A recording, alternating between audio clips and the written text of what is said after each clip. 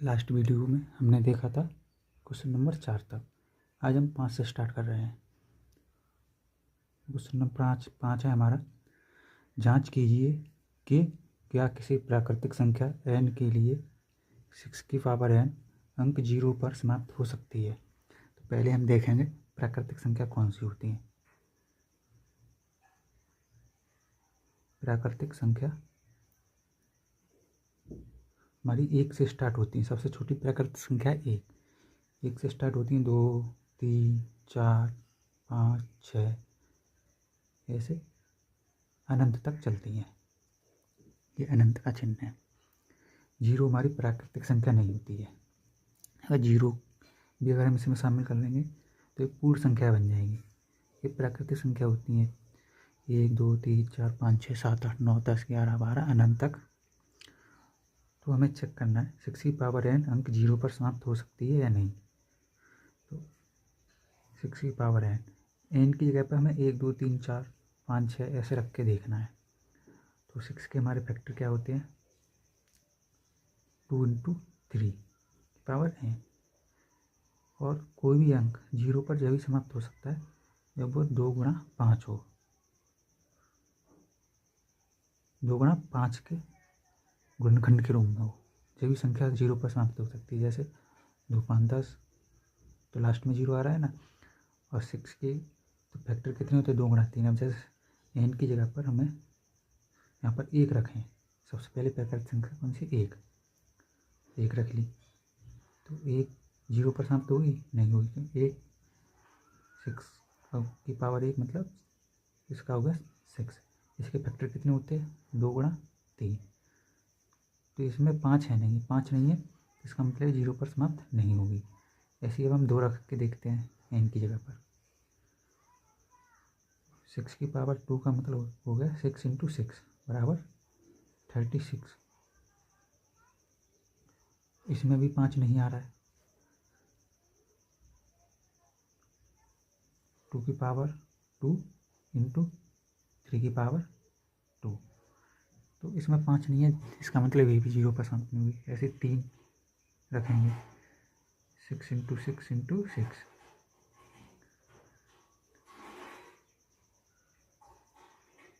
2 से 16 हो गया। इसके फैक्टर कितने होंगे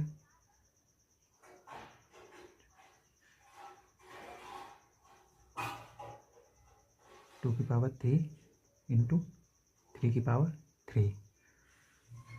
ऐसे 6 की पावर 4 कर लो। इसमें 5 इसका गुणनखंड 5 आएगा ही नहीं। जब 5 आएगा ही नहीं तो हम कह सकते हैं अतः 6 की पावर n 0 पर समाप्त नहीं हो सकती।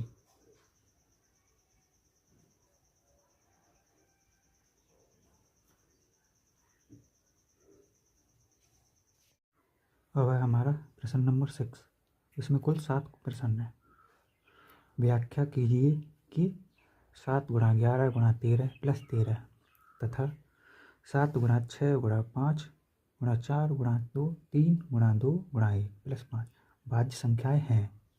भाज्य संख्याएं क्यों हैं ये बताना। भाज्य संख्या क्यों है। अगर इसमें 5 जोड़ने के लिए नहीं होता, अगर इसमें 13 जोड़ने के लिए नहीं होता जब तो ये भाज्य संख्या होती है। क्यों? क्योंकि जब इन 7 × 11 × 13 का गुणा करेंगे तो ये एक भाज्य संख्या बन जाएगी। क्यों बन जाएगी? क्योंकि इसकी अभाज्य गुणनखंड है। ये अभाज्य गुणनखंड जब ही तो है 7 × 11 × 13 ये अभाज्य गुणनखंड है। ये अभाज्य गुणनखंड किसी भाज्य संख्या के हैं। अगर हम 7 × 11 × 13 करके जो संख्या बनेगी उसमें 7 का भी भाग जाएगा, 11 का भी जाएगा और 13 का भी जाएगा। इसका मतलब भाज्य संख्या है।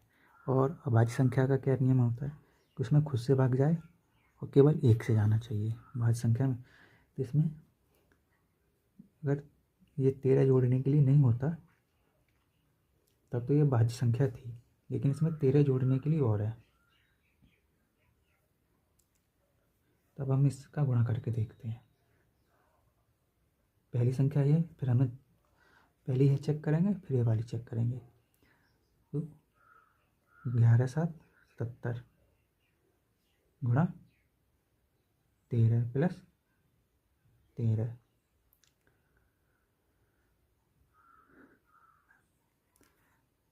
13×7 91, 91 का एक हासिल 9, 13×7 91, 91 और 9 100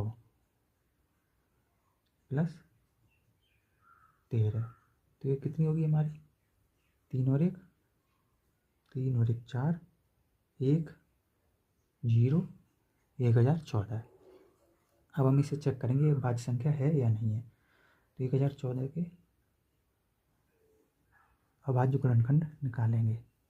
पहले इसमें 2 का भाग देंगे। 2 का क्यों जाएगा? क्योंकि लास्ट में इसके 0 2 4 6 8 इसे 1 होना चाहिए, तो इसमें क्या है 4 है, तो इसमें 2 का चला जाएगा। 5 0 507। अब 3 का देंगे। 3 के लिए कैसे चेक करेंगे? हमें अंकों को जोड़ के देखना है। 5 और 0 5 7 12, 12 में 3 का भाग जाता है, तो इसमें 3 का भाग चला जाएगा। 3 एकम 3, 2 बचा, 3 18, 2 बचा, 3 27। ये 169 होता है। 169 होता है 13 का वर्ग। 13 कम 13, 3 बचा, 13 39 कम 13। तो इसके अभाज्य गुणनखंड कितने बन रहे हैं? इस 1014 के 2 गुणा 3 गुणा 13 गुणा 13, 2 गुणा 3 गुणा 13।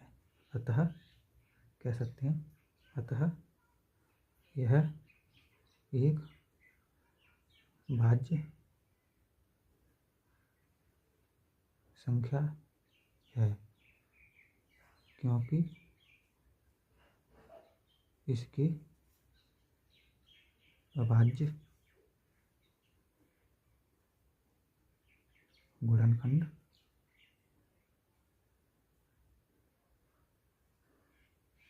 2 गुणा 3 गुणा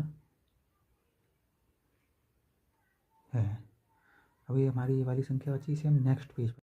हमारी अगली संख्या कितनी है?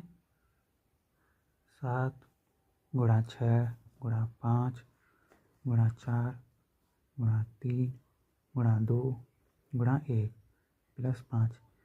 अगर इसमें 5 जोड़ने के लिए नहीं होता तभी अब भाज्य संख्या थी। भाज्य संख्या क्यों है हमें वो ही बताना है।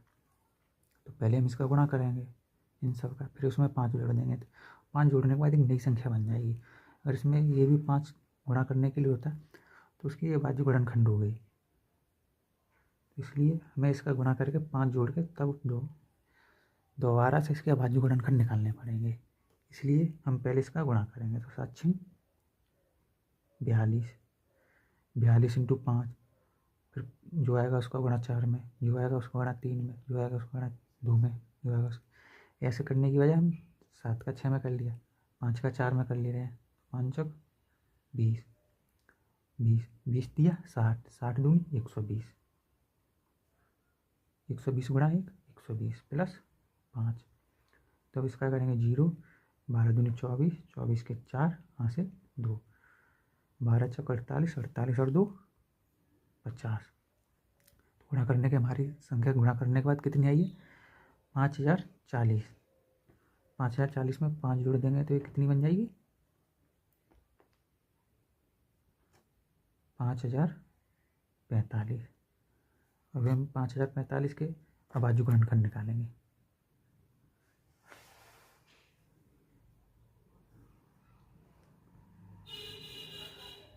इसमें धोखा जाएगा नहीं, 3 का चेक करते हैं। 5 और 0 5, 9, 9 और 5 14। इसमें 3 का नहीं है। 3 के बाद हमारी अगली अभाज्य संख्या कौन सी है? 5। तो हम इसमें 5 का देंगे। 5 × 5 0 0 45। ये 1009 हमारी अभाज्य संख्या है। इसमें आप लोगों को भाग दे के चेक करना है। तो 1000 हमारी 9 अभाज्य संख्या है, तो इसमें 1009 का ही आएगा, तो 1 हो गया।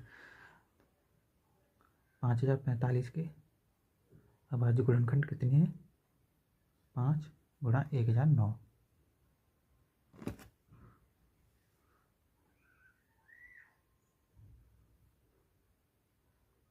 अतः यह संख्या भाज्य है।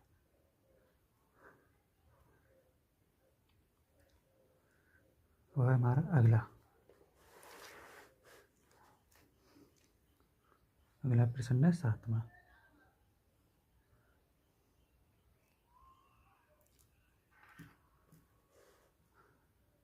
प्रश्न है, किसी खेल के मैदान के चारों ओर एक वृत्ताकार पथ है। आप लोगों को 7वां प्रश्न स्क्रीन पर आ रहा होगा। किसी खेल के मैदान के चारों ओर वृत्ताकार पथ है। इस मैदान का एक चक्कर लगाने में रेखा को 18 मिनट लगते हैं। मान लिया ये वृत्ताकार पथ है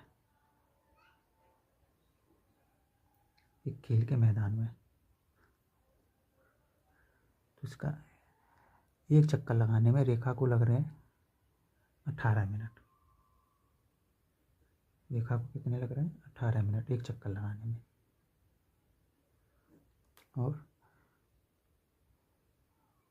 इसी मैदान का एक चक्कर पूजा को लगते हैं एक चक्कर लगाने में 24 मिनट।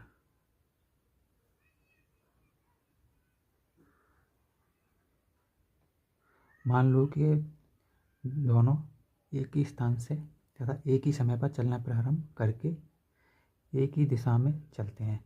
जैसे मान लें इन्होंने यहाँ से प्रारंभ किया पूजा, रेखा दोनों ने यहाँ से प्रारंभ किया, तो रेखा को कितने लग रहे हैं? 18 मिनट।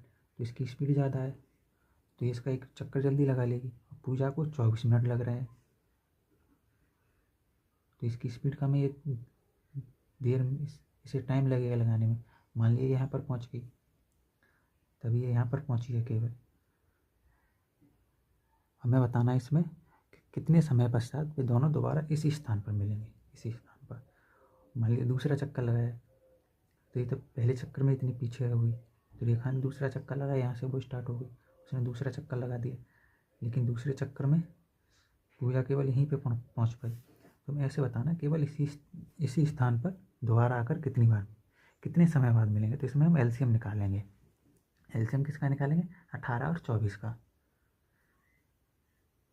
18 24 पहले 2 का देंगे, 9 12, 2 का 9 6, 2 का फिर 9 3, 3 का 3 1, 3 का 1 1। एलसीएम कितना आया है? 2 गुणा 2 गुणा 2 गुणा 3 गुणा 3 करो। 2 दूनी 4, 4 दूनी 8, 8 ती 24, 24 ती 72।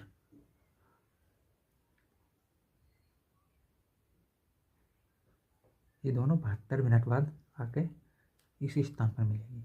मान लिया 72 मिनट में पूजा रेखा ने कितने चक्कर लगाए? तो 18 चौक 72, रेखा ने 4 चक्कर लगा दिए।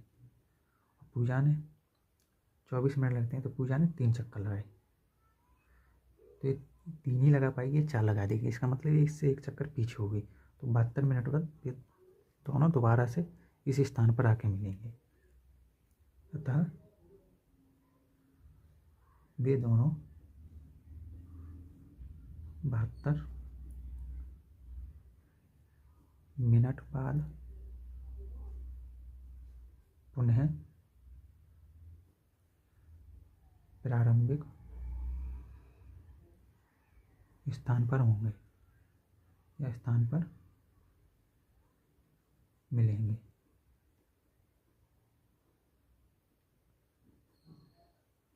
ये हमारी एक्सरसाइज 1.1 ख़त्म हो गई है। तो आप लोगों को वीडियो कैसी लगी कमेंट बॉक्स में ज़रूर बताना।